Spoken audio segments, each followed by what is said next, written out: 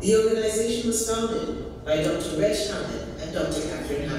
in 1974. They were in Ethiopia to train midwives when they discovered the terrible plight of the fistula patients. Hamlin Fistula Ethiopia Hospital directs the work of the Addis Ababa Fistula Hospital, its 5 regional hospitals, the Hamlin College of Midwives, and Desna Menda, a farm and training center for long-term patients. In 2003, Hamlin Fistula Ethiopia Hospital began an ambitious plan to build 5 regional Hamlin Fistula centers. There are Hamlin Fistula centers in Maekele and Berhan in the north, Bikila in the south, Harar in the east, and Metu in the southwest. In 2007, almost 50 years later, Dr. Hamlin returned to her original vision through the development of the Hamlin College of Midwives. We're not catching up old people for a few more years. We're giving a young, beautiful woman a new life. And this is why I say in Ethiopia, I love them. And you love them too, if you see them. They're beautiful women. And they're so healing, they've lost everything. Well, I believe that this is God's work on earth. I believe that God's put me there. I know that God is following these girls, He loves them, and I trust in God for the future. The Bikila Award congratulates Dr. Hamlin for being selected as the 2018 Bikila Professional Excellence Award winner for her distinguished medical services, achievement, and outstanding humanitarian services to women in Ethiopia.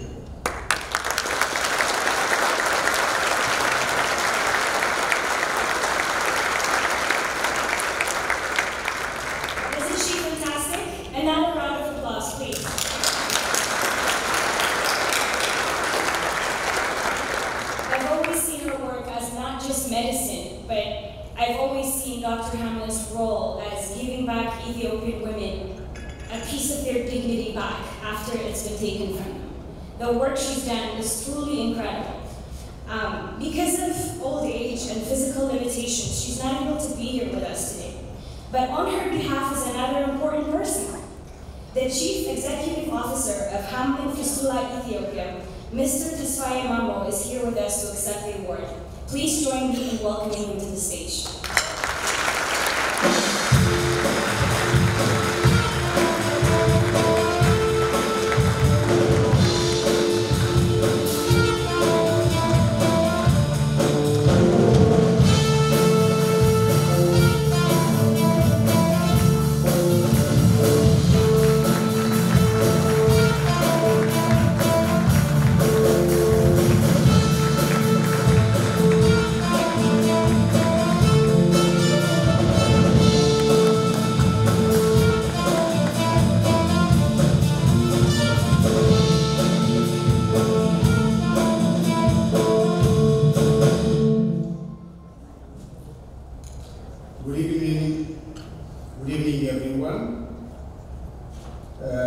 Board of Directors of Bikila Award, members of the Ethiopian community in Canada, invited guests, ladies and gentlemen.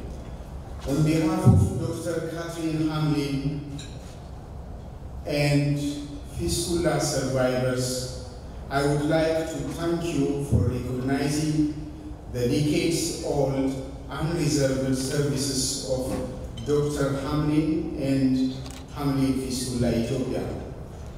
I am extremely grateful to the Board of Directors of Bikila Award for unanimously selecting Dr. Catherine Hamlin for this year's distinguished medical and humanitarian services. It is indeed an honor and privilege for me to be here and receive this distinguished award on behalf of Dr. Catherine Hamlin. I'm sorry that Dr. Catherine is unable to join us today. She is getting older and will be celebrating her 95th birthday this coming January.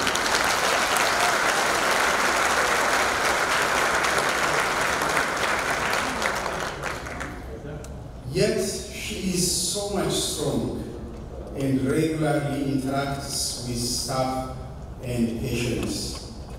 We have fully informed her about this recognition and award by Bikila Award, and she has expressed her gratitude.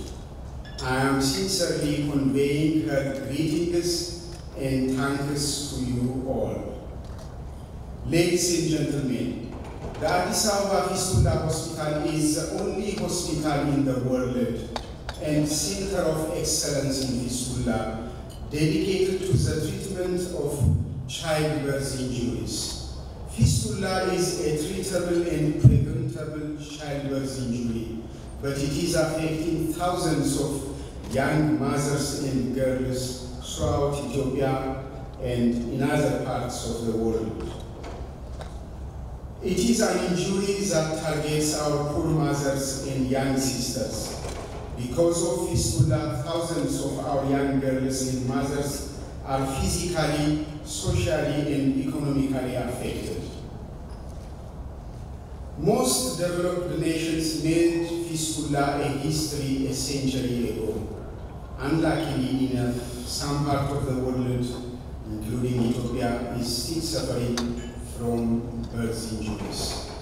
Studies show an estimated 2 million women in sub-Saharan Africa, Asia, and the Arab region, and also Latin America, are living with this injury, and some 50,000 to 1 million new cases develop each year. With the support of the global partners, fistula is being defeated, and we are taking the upper hand. Ladies and gentlemen, by all standards, either locally or globally, Dr. Catherine Hamlin and her late husband, Dr. Rage, take much of the credit in the fight against fistula.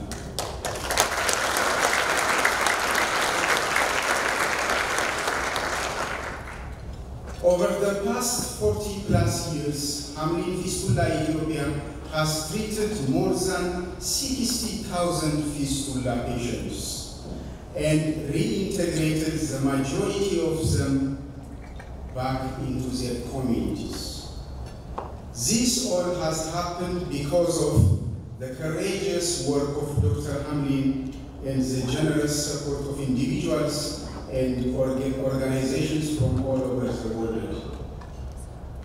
I want you to join me to thank all who have taken part in this global effort, of course, including Dr. Catherine and Reginald Hamlin, and also young Ethiopian fistula surgeons, organizations, individuals, and the global community at large. As you all know, May 23rd is the United Nations International Day to End Obstetric Fistula, which promotes action towards treating and preventing obstetric fistula. The day is celebrated globally every year with different themes, and Hamlin Fistula Ethiopia is the center of the celebration. Next year, we will be celebrating our 60th anniversary. Dr. Catherine and Dr. Reginald first arrived in Ethiopia in 1959 to establish a midwifery school at Princess Sahai Hospital, and later founded the Addis Ababa Fistula Hospital in 1974. We plan to build a statue for these great men and renew our vows to continue their legacies. Meanwhile, we want to be innovative and expand our horizons even beyond fistula is eradicated from Ethiopia. We aspire to establish Hamlin Specialized Teaching Hospital, where various specialized services such as female pelvic medicine and reconstructive surgery, as well as specialty training in different related fields will be given. We also aspire to fill the national gap in emergency obstetric care by launching the Clinical Midwifery Master's Program. We have also strategized to build Women Empowerment Center by replicating and scaling up our experiences in rehabilitation of fistula survivors. To achieve these stretched strategic objectives, we need the support of partners and all stakeholders. We want the Ethiopian diaspora in Canada to be part of this high-impact social and medical endeavor. I sincerely call upon each member of the Ethiopian community in Canada to contribute to our last-mile effort to eradicate fistula from Ethiopia.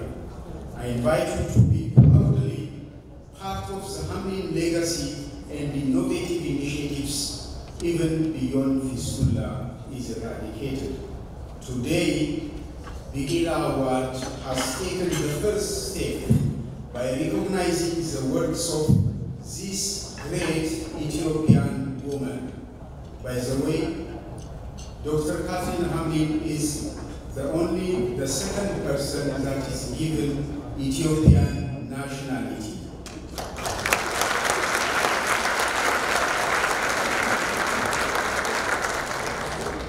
I am confident that the Ethiopian diaspora here can capitalize on this recognition and commit to prepare the groundwork for Hamlin Fistula Canada. Thank you, Bikila Award. Thank you, members of the Ethiopian diaspora, and God bless you all.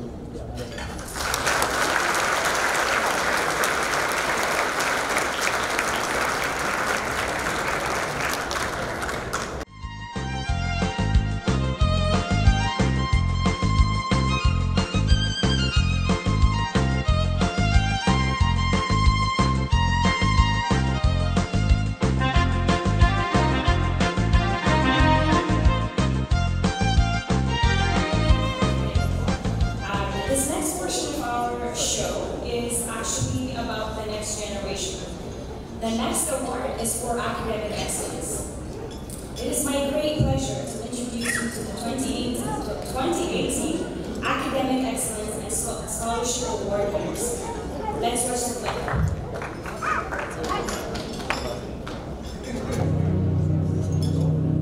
Bikila Award congratulates the 2018 Academic Excellence Award winners and Bikila Scholarship recipients. Edna is a graduate from Senator O'Connor. Besides her outstanding academic achievements, she has been involved in many leadership activities at her school.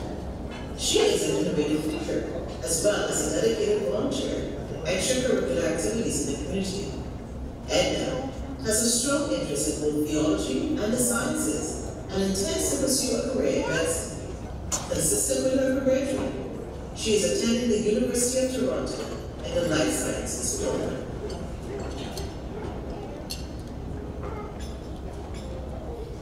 Please help me welcome Edna. That was a mishap. Okay, we're still at Edna Nagatsu. Please help me welcome Edna Nagatsu, our first 2018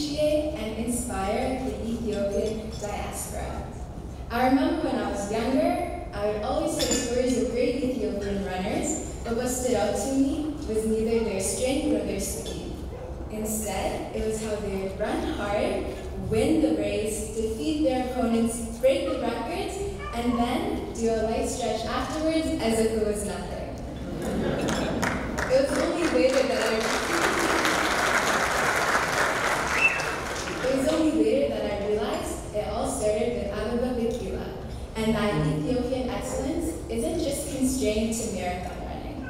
Rather, we're known also for our rich culture. Our history is beautiful, and we can see that even with the ancient language that originated in our land. The oldest known inscription of Ge'ez has been dated to the 3rd century, and it's still here today. We see that in University of Toronto offering it as a language course. This is so important because it's providing Ethiopian youth of this day with the opportunity to peer into their culture's past and learn to love their roots. Another thing that we're also known for is our kindness amongst one another. I've never seen so many fights arise just from Habeshas trying to pay the restaurant bill.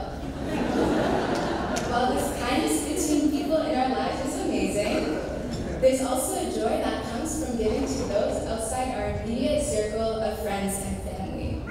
We've been blessed by God, so let's be a nation that's marked by our desire to freely share those blessings, whether that means volunteering our time, money, or strength. With that being said, it's impossible to say all of this without acknowledging those that have volunteered their money, time, and strength to making this ceremony possible. Support from a community like this is what will continue to inspire the next Bikilas of this generation to go on and achieve great things. Thank you.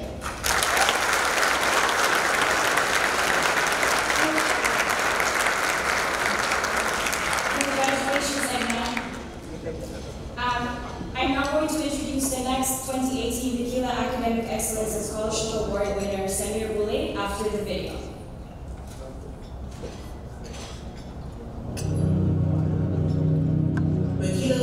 Congratulates the 2018 Academic Excellence Award winners and Bikila Scholarship recipients. Edna Nagatsu is a graduate from Senator O'Connor. Besides her outstanding academic achievements, she has been involved in many leadership activities at her school. She is an innovative thinker as well as a dedicated volunteer and extracurricular activities in the community.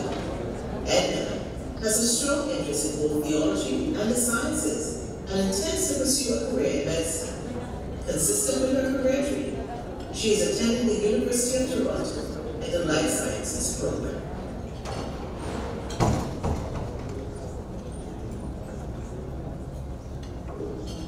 Samir Boulay graduated from McMaster University, after which he began to provide clinical and surgical care. This year, he continued his education at one of the globally recognized top medical schools at the University of Toronto and became one of the first new Black students to be admitted to this program. This exemplary academic achievement and his dedication is an inspiration to the Ethiopian youth, encouraging them to overcome barriers and achieve their dreams.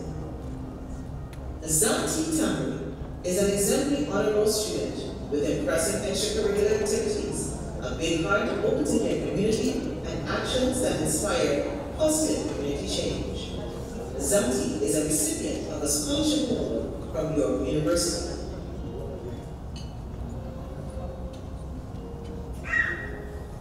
Khalid Jara exemplifies the best in others as he's a great role model for you. Khalid graduated as an Ontario scholar with 95% grade average, as well as being elected valedictorian for the graduating class of 2016. He is a recipient of York University Scholarship and Black Business Professional Association Scholarship. He is a founder of the not-for-profit organization EDGE and an active volunteer member of various associations related to his objective to complete the Bachelor of Business Administration at Shrewd School of Business.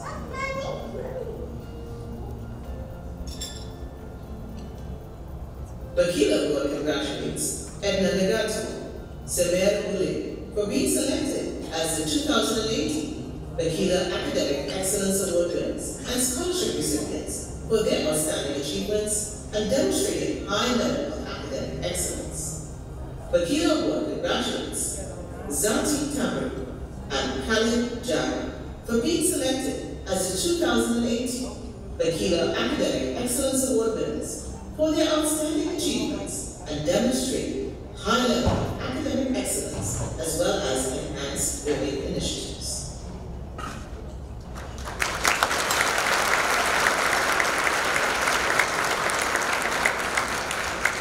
So I'm sure you all know what was the mishap there, but that was we played all of our award recipients' videos and we're inviting them to come to their speech once at a time. So that was my part.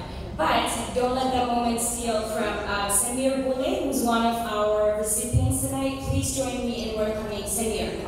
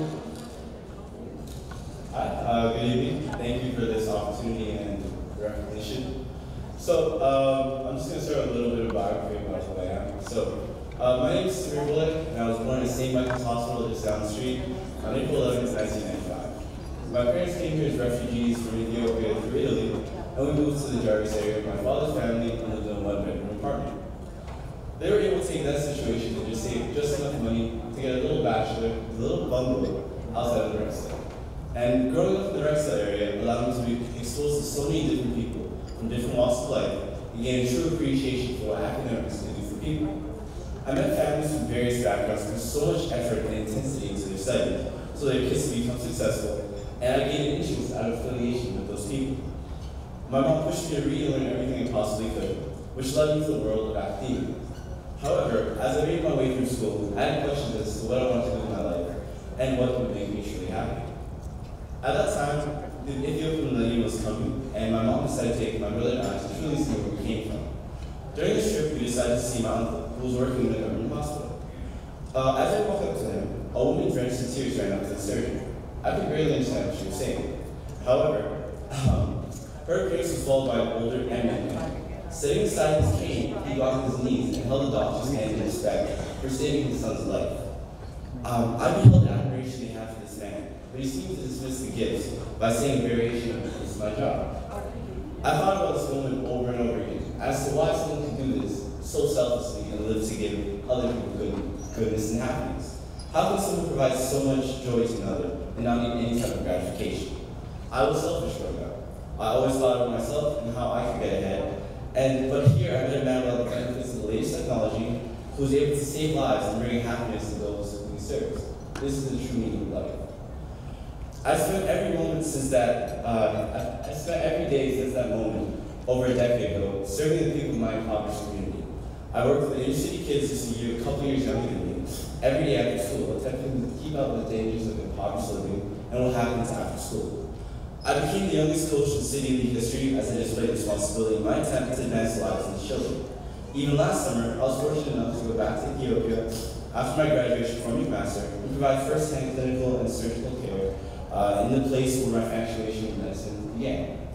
My life started revolving around academia at a very young age, but through medicine, I was able to find philanthropy and euphoria for helping a fellow man. This year, I started my education at one of the globally recognized top medical schools at the University of Toronto in the medical school sector. I've become one of the few black people to ever be admitted to this program, and this year we actually have the biggest class of black students ever.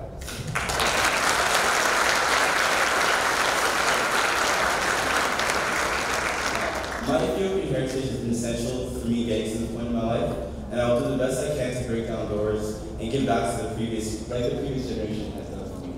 Thank you so much.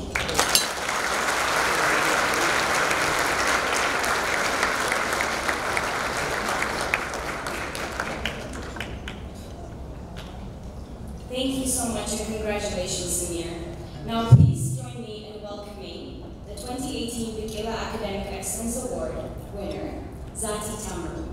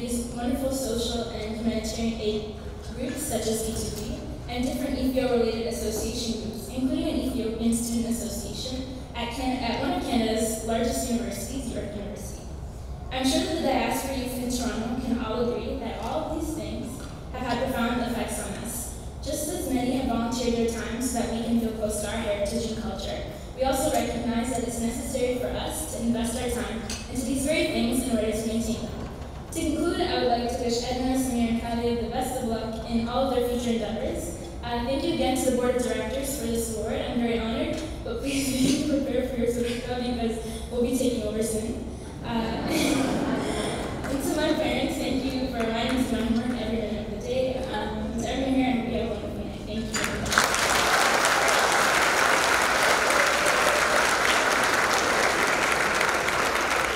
Congratulations, Zaki. That was beautiful. We have our last Academic Excellence Award winner, and that's Caleb Jara. Please help me welcome Caleb.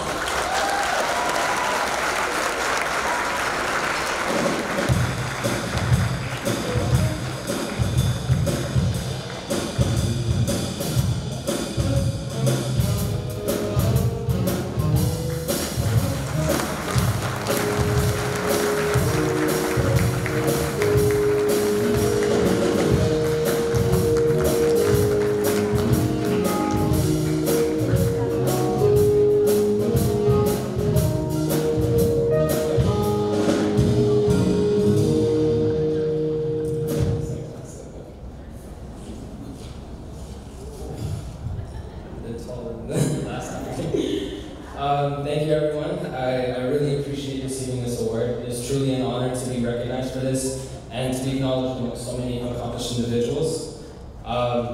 If you know anything about my family, you know that we are a running family.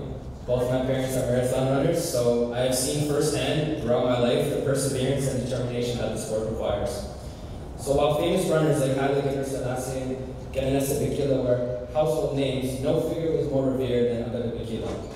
My dad must have shown me clips from the famous 1960 Olympics at least 20 times, and each time it blew my mind. This wasn't because of the monumental impact of what that race represented to our people, but because of how Bikila decided to use his platform to give Ethiopia a massive presence on the international stage. Just to be given an award in his name is such an honor. I want to tell you about a phrase that I heard a couple months ago. This is a phrase that resonated with me, and I think about it almost every day.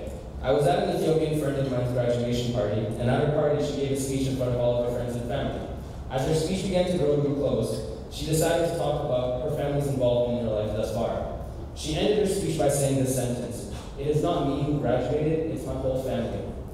Now this phrase really stuck with me. I'm a third-year university student, so I haven't graduated for a while, but it was that phrase meant something that I've been surrounded by in my entire life, but it was only recently that I understood its weight. This evening, as I stand on stage accepting this award, as others have before me, I know that I could not be here without my family and the strength of the Ethiopian values that set our community apart. When I think about my life up to this point, I have to first acknowledge my parents.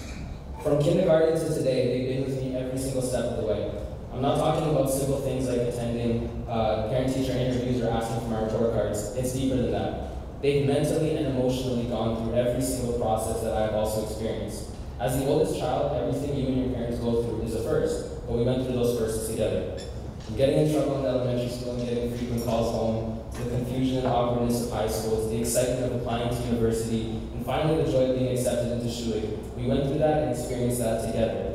For every exam, we were nervous together. For every failure, we were sad together. And for every achievement, we celebrated together. I love you both for that.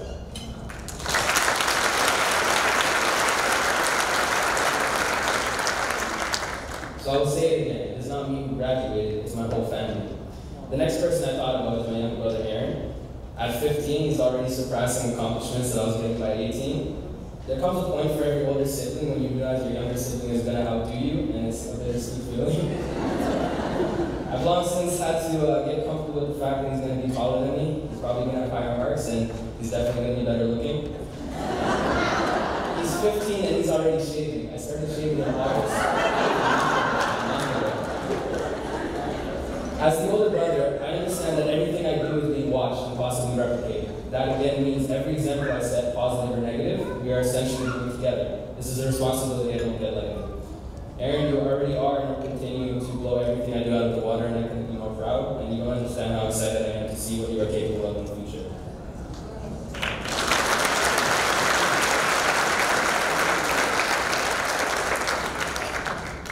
As the weeks went on, I thought about this phrase even further. It's not me who graduated, it's my whole family.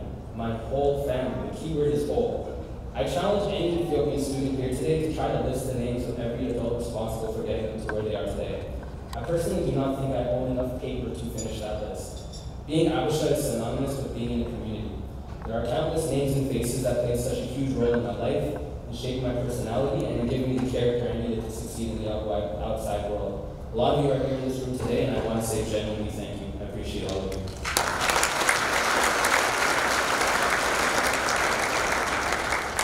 A big point that I really want to say today is that one of the most crucial sources of support in our Ethiopian community doesn't just come from the adults that are older than us, but from our own peers who are our own age. When I was in high school, there was only one other Abisha student in my school, and we didn't just succeed individually, we fed off of each other's ambition and used that as fuel to grow. We didn't come close to achieving honor roll until grade 11. By the time we ended grade 12, we had the highest averages in our school, and we were valedictorian and salutatorian, the only Ethiopians in the entire high school. We got into some of the best business schools in Canada, but we did that together, and that's what being Ethiopian is all about. Now, our school is predominantly Caribbean or African, so it's not necessarily that we stood out, but we weren't the same either. Which leads me to this question: what makes Abisha people different from others? The answer lies in our culture. My father always tells me that as a man, your character is the most valuable possession that you have. He once told me that when you leave a room, the way people will describe you is your legacy. Our culture is generational. That means that the values that your parents have are passed down to you and influences how you treat the people around you. So I keep in mind that wherever I go, I'm not representing just myself and my parents and all of you who are in this room today. Over the past couple of years, me and that same friend from high school went on to found a nonprofit organization called EDGE Diversity and Leadership. We registered with the government and we are an official nonprofit, and our goal is to provide younger minority business students opportunities that weren't necessarily easily accessible to us. Our organization's role is to bring high-ranking people in the corporate world, such as CEOs, directors, VPs, to come give speeches, hold workshops, and network and provide jobs to some of the top students across Canada. We hired an executive team of 30 students from different universities, different programs, including many Abisha students studying different programs such as engineering, STEM studies, even graphic design. And we've already hosted a couple events over the past year, housing over 200 students at each event from 12 post-secondary institutions across the country. We've partnered with firms that believe in us, such as Google, Microsoft, TD, RBC, all the major banks, and a lot of consulting and IT firms. These are all corporations that believe in our cause and encourage diversity in the workplace, whether it be diversity of race, diversity of thought, of gender, of orientation, just to name a few. Now, these initiatives are important for many reasons. In addition to the simple benefits that they give the students, they also give Ethiopia a larger presence. Take the introduction of Bikila classes at UFT and the other programs around the world. These are monumental moments for our people because it provides us a platform to share not only our culture but our presence with the entire world. What the Bikila and the Bikila awards represent is that being a minority is not a weakness, it is truly a great strength. Being Ethiopian means so much to every one of us because it means that nobody in this room needs to go through life alone. It is not a village that raises our children, it is our entire country. It is not me who graduated, it is my entire family.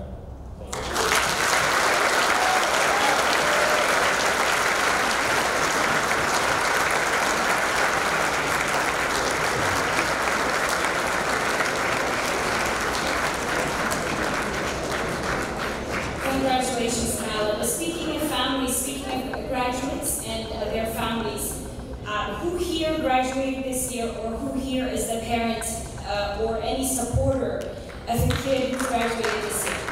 Anybody? Do we have graduates or parents of graduates? Can we give them? You're probably shy and will not raise your hand, but I know there's a whole bunch of you guys here. There she is. There. I see some folks. Okay, so we're gonna give them one big round of applause.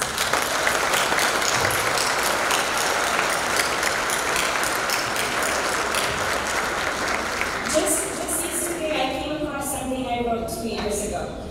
And when Callie was talking, I was just thinking about that because the last time I actually hosted this event, I was in graduate school. I just quit my job in journalism because I wanted to go back to school. And being back in school was a little rough for the first couple of months. And I wrote on Facebook, and Facebook reminded me just yesterday, through one of those memory things, that I was reading legal philosophy. So I went to graduate school for socio-legal studies, and I could not get through it. And I just said, I just want to drink a lot of wine and go to bed tonight, but there's my dad upstairs telling his friend on the phone about all of my ambitions. And I couldn't do it. I had to stay up and finish my readings. And so when Caleb says when we graduate, it's not just us who graduate, but our entire families, that's exactly true, because our parents hold this version of us that's somehow distinct from the way that we see ourselves. It is really nice to have this elevated version of yourself that you can see and try to emulate, because it's nice to have an option of who you want to be. And whenever I think about that, I look at myself through how my family sees me and my parents see me and try to rise up to that level. So here it is, once again, thank you parents, thank you supporters of everybody who is in school right now and who needs help any other way. Thank you to our families.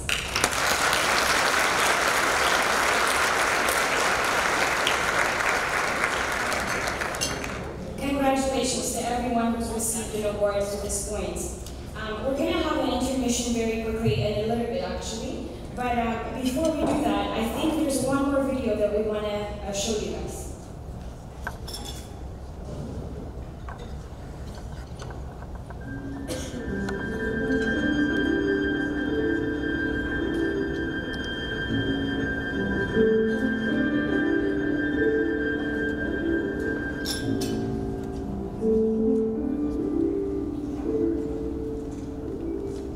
We are bringing this to your attention to be part of the first in its kind in North America. Together, we can establish and Ethiopian Studies at the University of Toronto. The work has already begun with a matching donation of 50,000 by professional light-bulb journalists and another 50,000 donation by Grammy Award-winning artist The Weeknd. A bell test by University of Toronto and our community raised $170,000. Thank you for your generous donation. This allows us to bring 2,000 year language ahead at the University of Toronto. The first class started on Monday, January 9th, 2017. Also, during the Ethiopian colloquium through the University of Toronto, we received a matching donation of $30,000 from an anonymous donor. We need your help to meet our goal to raise the endowment fund to allow us to establish Ethiopian Studies at UT.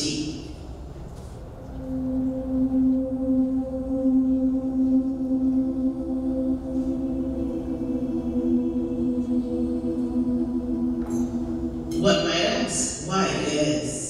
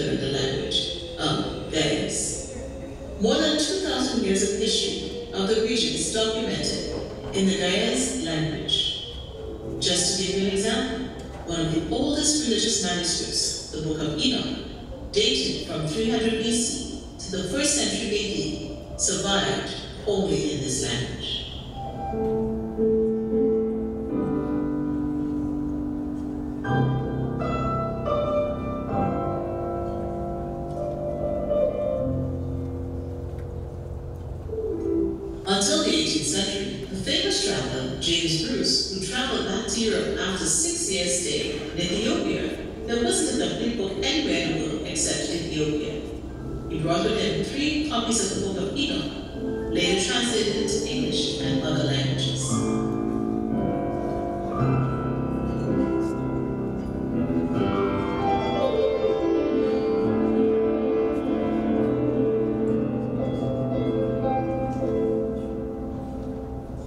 In 1946 to 1947, during the discovery of the Dead Sea Scrolls in the Quran, he some fragments of the Book of Enoch discovered in the Arabic and Greek, but none of them were complete. Another example, beautifully illustrated over 1,500-year-old manuscript, Gariba Gospel, written in Gaez language, is the oldest known illustrated manuscript in existence according to the radiocarbon dating results obtained by researchers at Oxford University. These are some of the many examples of why the Gaez Ethiopic language is very important to the region and to the world. According to recent archaeological study, much of the 2,000-year-old history of the Aksumite Kingdom, about 90% of its archaeological site is not excavated. There is so much to be learned. It's about our journey and our history. This is not only about Ethiopia or Africa, it's a history of mankind. To do research and study at an internationally recognized university like the University of Toronto is significant. To establish a full Ethiopian Studies program and to continue the program for a long time, we need your financial support. Together, we can do this. You will be proud for making it possible. Please donate today.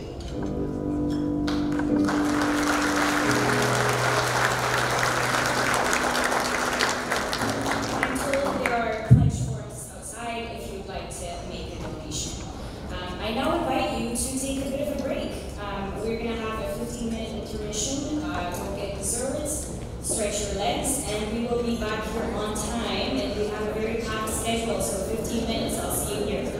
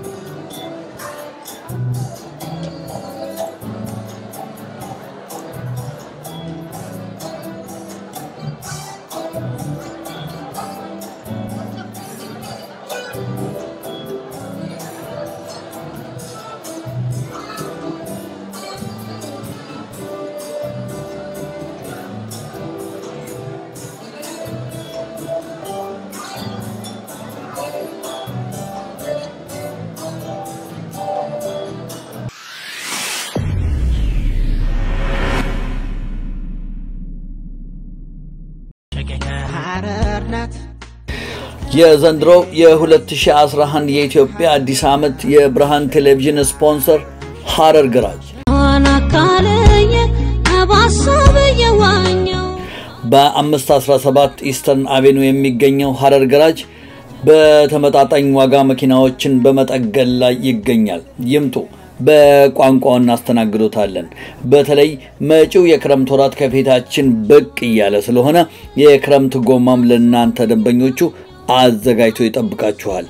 መልካም አዲስ ዓመት። ሐረር ገራጅ የፍቅር ሀገር ነው አቤት የተዋለድሽበት ደግ ካፈራ አቤት ደስታ ከሞላበት አቤት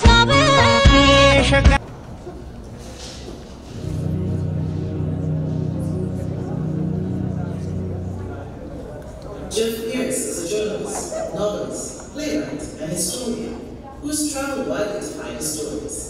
He edited magazines in the UK, taught journalism in Myanmar, and visited the Kurdish front during the Iraq War. His investigative book on street gangs was so influential that it was adopted as a criminology textbook in BC, while another book is used as a resource guide at Ryerson University.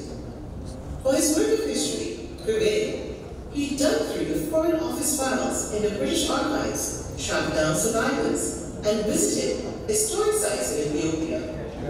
The book's foreword was written by Richard Pankhurst, and novelist Mayasa Begesti has called it spellbinding reading. Prevail is now being adapted into a documentary film. Let us now watch a movie clip of his documentary.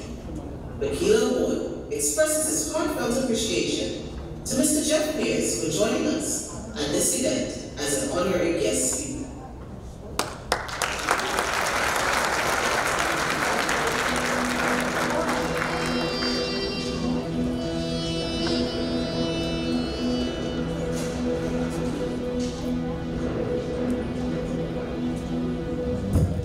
African Americans have very little knowledge of this story, and it's sad. Haile Selassie professed to believe that the Italians have already invaded Ethiopia. And Ethiopians will not accept it. So you are lying to not to face my enemy. Of course I shall face it, even if it meant going out of town with a spear or with a sword. Demonstrations in Chicago, 5,000 people. In Hamburg, 20,000 people demonstrated. In the Caribbean, in Jamaica, 5,000. They all wanted to fight for justice, for the dignity of that land. Redemption song by Bob Marley. We must emancipate ourselves from slavery because whilst others fight for the body, none but ourselves will be the mind. That's Marcus Garvey writing about what he's learned about the invasion of Ethiopia. You're right next to Ethiopia. You fought against the fascists in Spain. Well, is it strange that you also will be fighting on the side of the underdog? And amidst all this chaos, as rioting breaks out just before the Italians entered on the 3rd of May 1936, George Steer, Margarita de Herrera are married by the British consul. Italy came with their modern aircraft, with machine guns, and in fact, they particularly were looking for this black American who thought he was going to lead the Air Force. I didn't mind being attacked, but I wish my airplane had been avoided attacked. I think it would have been a wonderful lesson.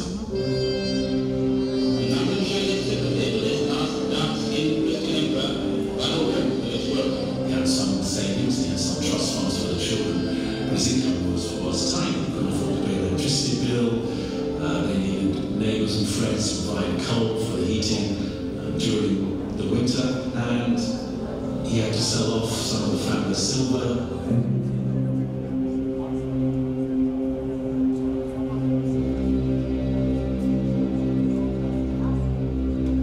So people who had 60, 70 people a day died.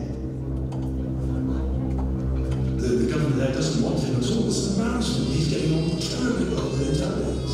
Former consul Berhan flies down and says, for goodness sake, you can't be having polo matches with the Italians. We're at war with them. There is the most tremendous fighting around the town of Kerry in the west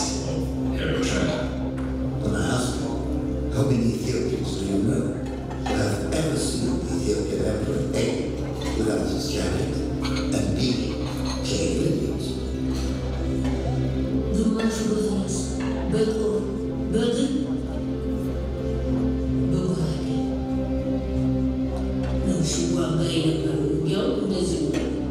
Abyssinian campaign is incredibly important. This is the first occupied territory that is liberated in the Second World War. It shouldn't get that kind of recognition. It was such a major force in history. This is a war to redeem hope, to give to the peoples of the world a chance to live and breathe, to create for them a future where moral and spiritual value shall prevail. I said, this is Ethiopia.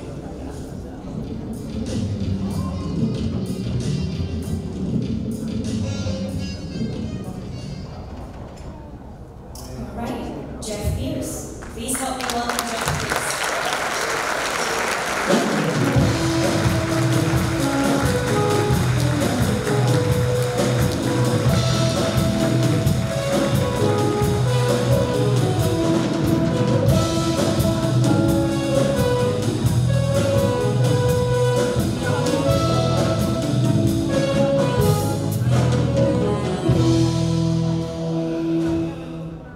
I'm a singer now, sorry, I'm missing notes there.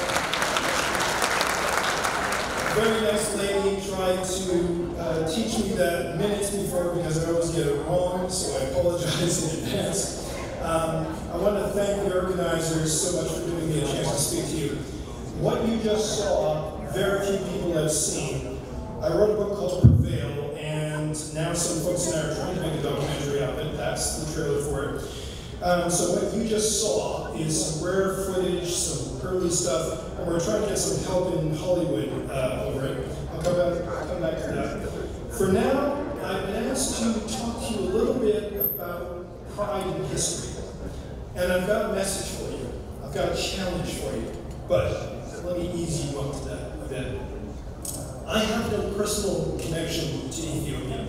But here I am talking to you, and I'm sure you're aware of this weird age we're living in of toxic identity politics. It's like you've got to be green to write about green people, and you've got to be blue to write about blue things, and on it goes. And, you know, some of that is, some of the arguments in that are viable and they're true, and there's lots of nonsense in the rest of it.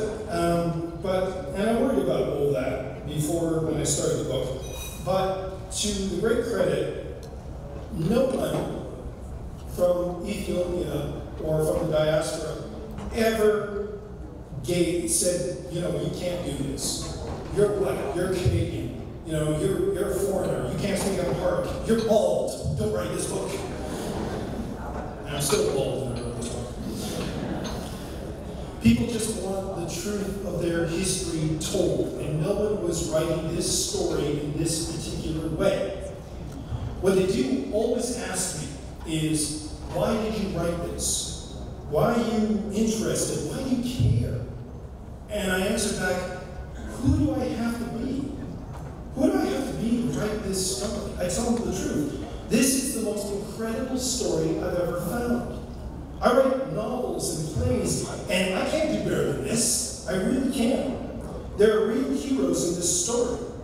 I bet some of you out there admire Martin Luther King, or Gandhi, or Nelson Mandela, or Aretha Franklin, or James Baldwin. And you don't need to be from Johannesburg, or Mumbai, or the US to like these people. We just do. What they have transcends nationality. It goes beyond race and culture. So why don't we do that with whole sections of history? You know, they call spots like Lalibela a UNESCO World Heritage Site for a reason, so that everybody can appreciate it and enjoy it. But we need to start thinking that way, not just about the beautiful churches or castles in Gondar, but about the events. Ethiopia was the first Axis-invaded country to be liberated in the Second World War. Think about that. The first. Yes, but why don't more people know that? Why don't they know how that happened? That's world heritage. You can be ambassadors of your own history. If someone like me can be so curious, so enthralled by the unique history of an African nation, there must be others, not just academics and scholars. There just has to be. And you can tell people, this is for you. Explore it with us. Celebrate it with us. Join us in celebrating this with us. We have to instill in others that curiosity, that sense of wonder and shared world heritage. When I was almost finished writing Prevail, the news came out that they built a memorial to Rodolfo Graziani in his hometown in Italy, in a field. And he's a damn war criminal. And they built a war memorial to him in Italy. As the book was being released in paperback last year, we saw a wave of neo-Nazi and white supremacy thugs spread across Europe. And they're still doing it. In France, in Sweden, in Germany, in Poland, of all places. Other countries. We all know what comes after. After they invade their own countries, the fascists start looking around with hunger on the horizon going, what else can we take? I have been out there trying to convince anyone who will listen about the lessons of the past that Ethiopia once fought fascism and won, and it actually changed the world.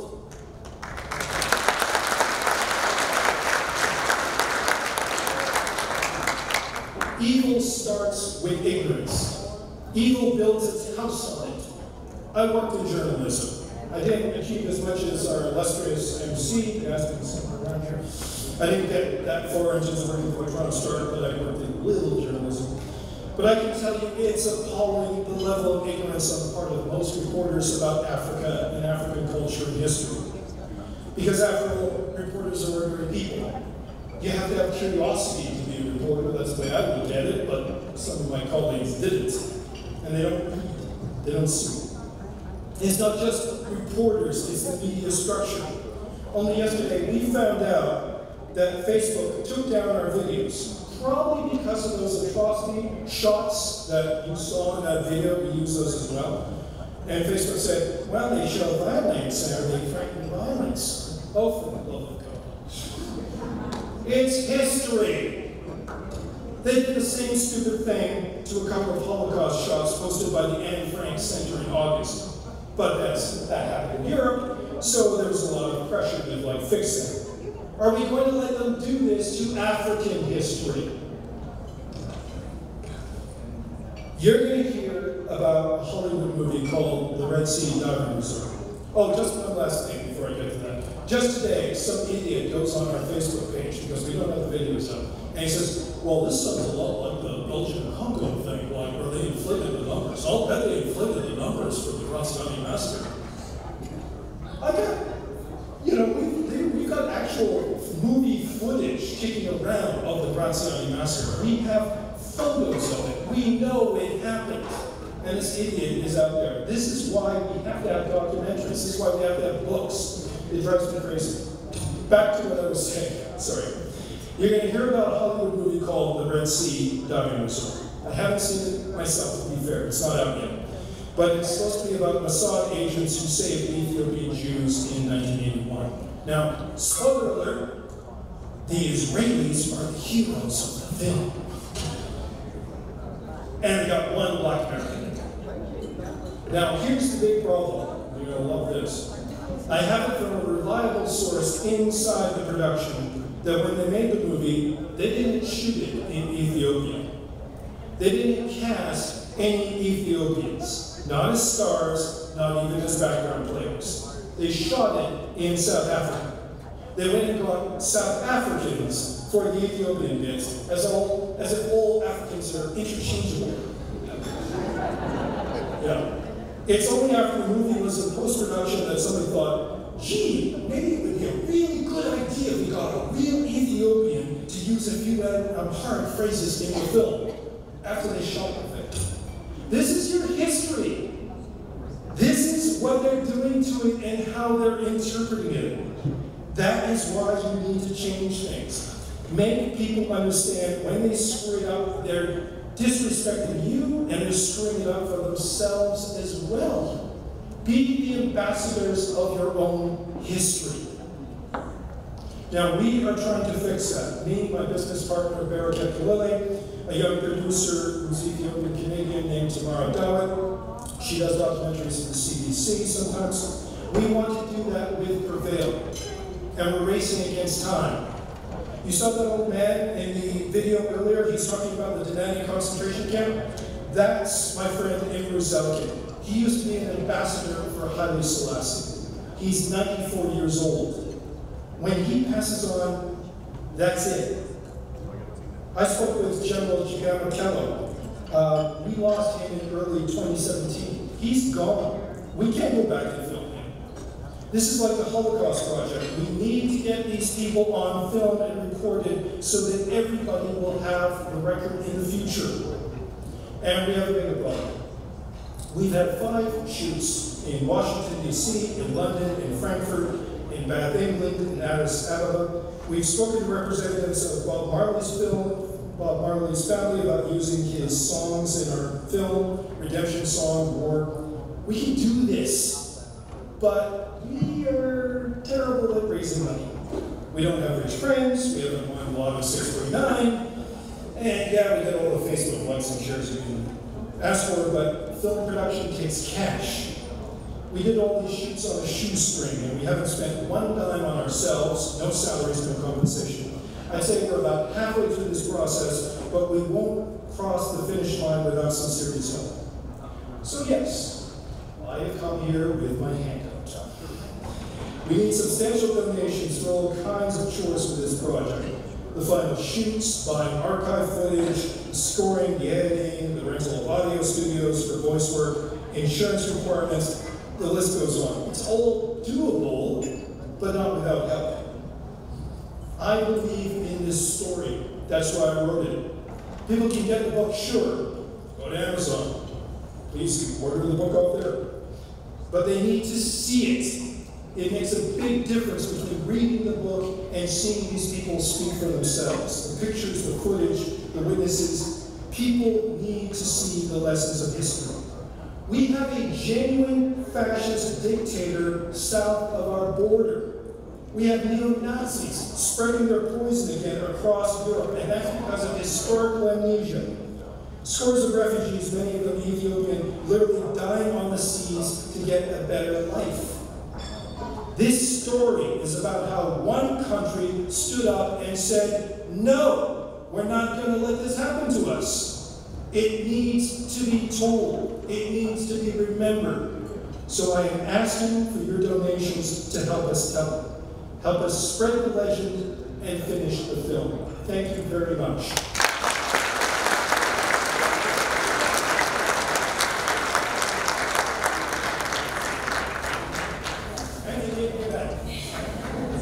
Thank you so much, Jeff. I'm going to ask Jeff to stick around. He will be presenting awards for us in a little bit. Our next award recipient is not here today, but I admire her for so many reasons, especially for breaking so many barriers. It is my pleasure to introduce you to the 2018 Bikila Award Business Excellence Award winner, Berhan, for her outstanding achievement. Let's watch it.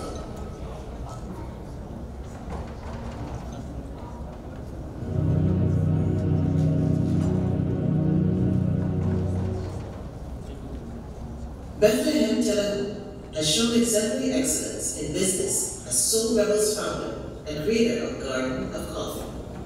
Bethlehem has earned significant international recognition for her work at Soul Rebels and is now one of Africa's most recognizable female entrepreneurs. Early last year, she was selected as a young global leader by the World Economic Forum. She has won the award of Most Outstanding Businesswoman at the annual African Business Awards organized by African Business Magazine. And she was also named the Most Valuable Entrepreneur at the 2011 Global Entrepreneurship Week. After more than a decade of building Soul Rebels into a global footwear and leather goods brand that combines traditional Ethiopian craftsmanship and materials with fresh new designs, while also paying top dollar throughout the supply chain, Bethlehem launched a creative and popular coffee venture called Garden of Coffee. Bethlehem is also the founder and CEO of Republic of Leather, Visa Digital, and Node Foods. Bikila Woman congratulates Bethlehem Television for being selected as the 2018 Bikila Business Excellence Award winner for a distinguished professional achievement in business and founding innovative enterprises that inspire the community in Ethiopia.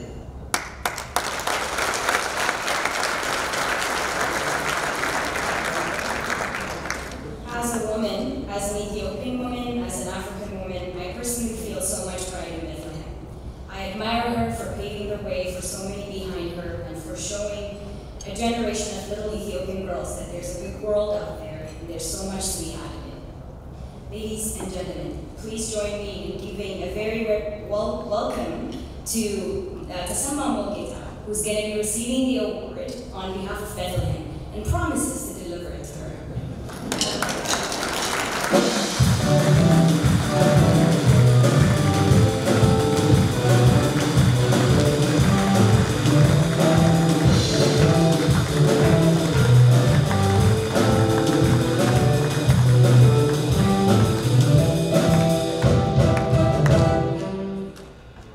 Thank you. Bethlehem, I heard, had a last-minute delay issue with her visa and could not join us here, which is a shame because it would have been amazing to have her here in person. But now I will introduce you to the next Professional Excellence Award winner. This is Dr. Tesema. We're recognizing him today for his distinguished achievement as a scholar and researcher in wind engineering and for mentoring engineers, Ethiopian engineers in the field. Quite frankly, I don't know exactly what Dr. Tesema has, because he sounds to me like a very sophisticated wind whisperer, somebody who thinks about things I don't think about, and it's exactly those kinds of people who are going to be leading us in the future and leading a generation of young Ethiopian engineers. So let's pay attention to the screen so that we can hear a little bit more about him.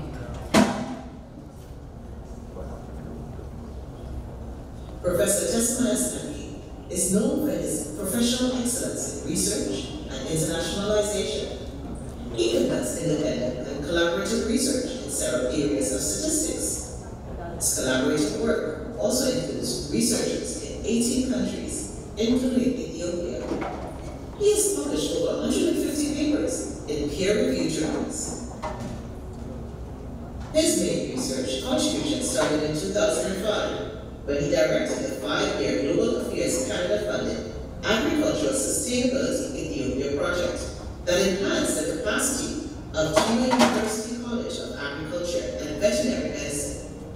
The success of this project helped to win the Tier 1 8-year project entitled Post-Harvest Management to Improve Livelihoods in Ethiopia, implemented and directed by Professor Tesema. One of the notable contributions of this project was the establishment of the Post-Harvest Management Department at Twibber University and the launching of its BSc, MSc, and PhD programs in post-harvest management. Bikila Woman congratulates Professor Tesema for being selected as the 2018 Bikila Professional Excellence Award winner for his outstanding collaborative international research and his dedication in establishing post-harvest management platform and knowledge transfer to Ethiopia. Dr. Tesema, please come onto the stage.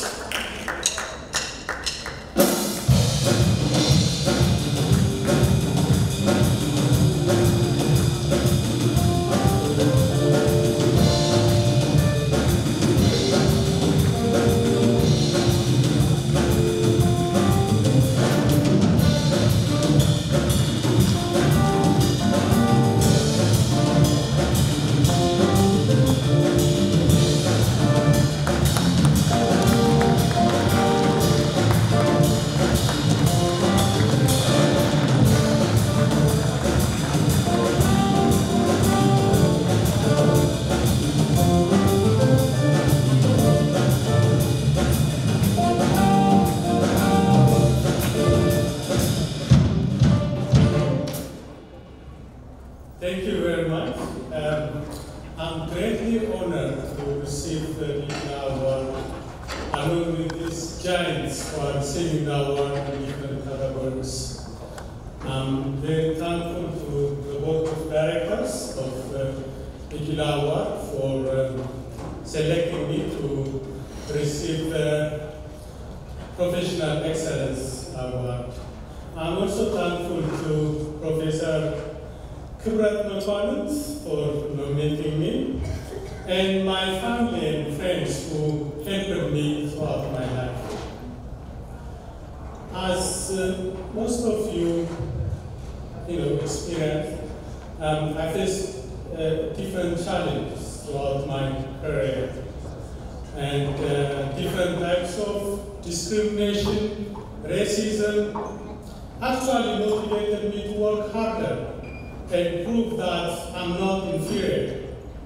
And this, changing challenge to opportunities helped me to be more productive in my research, teaching, and service.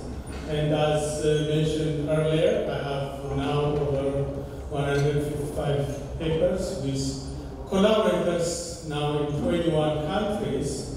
However, I get the most excitement when a paper with my Ethiopian colleagues is accepted. In 2004, when I was promoted to full professor,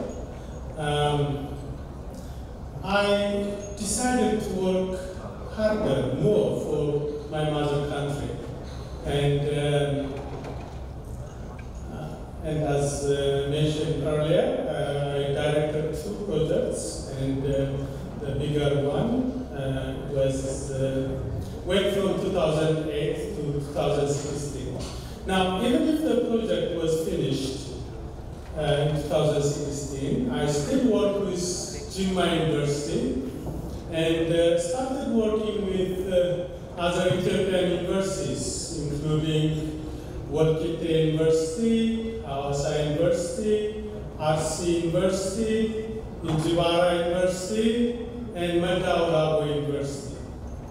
And I didn't mention it, but I came to Canada 28 years ago to do my PhD in statistics at Queen's University, and have been working at the Faculty of Agriculture of Dalhousie University for 24 years.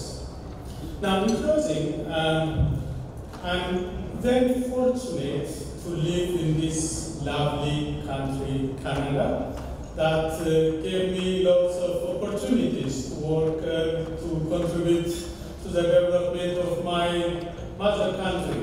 Thank you very much.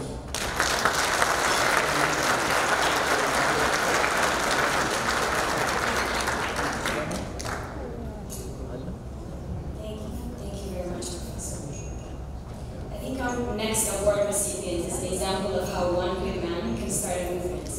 It's a sign and courage, that courage and empathy are actually contagious in the world. You may have heard from your colleagues or your friends back home about a new project looking after the elderly in Ethiopia. I've heard about it because his initiative has transcended borders, and I know in my mother's and her group of friends, communities, they've decided to join him and become part of his initiative. So please help me introduce you to the 2018 Bikila Community Service Excellence Award winner, Mr. Berhan for his outstanding community services.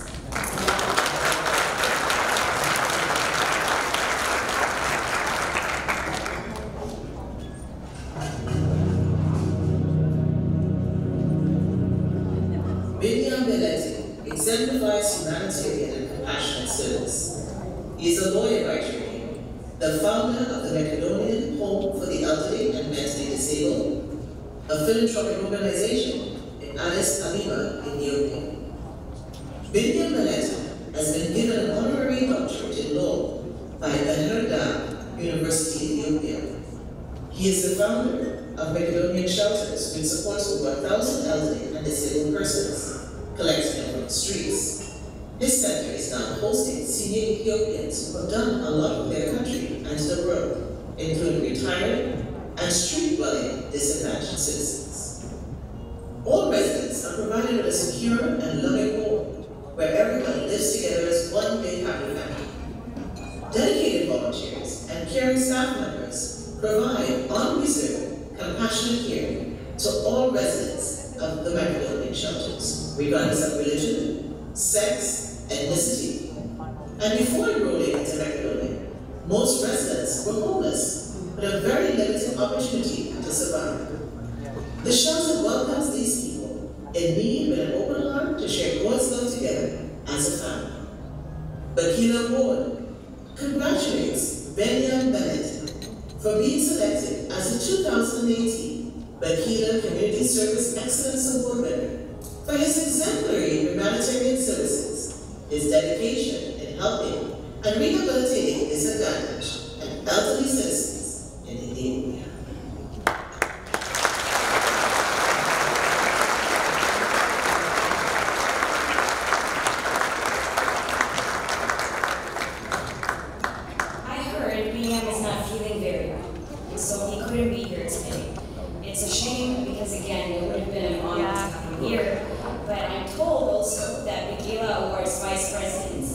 Berhan is going to be receiving the award on his behalf.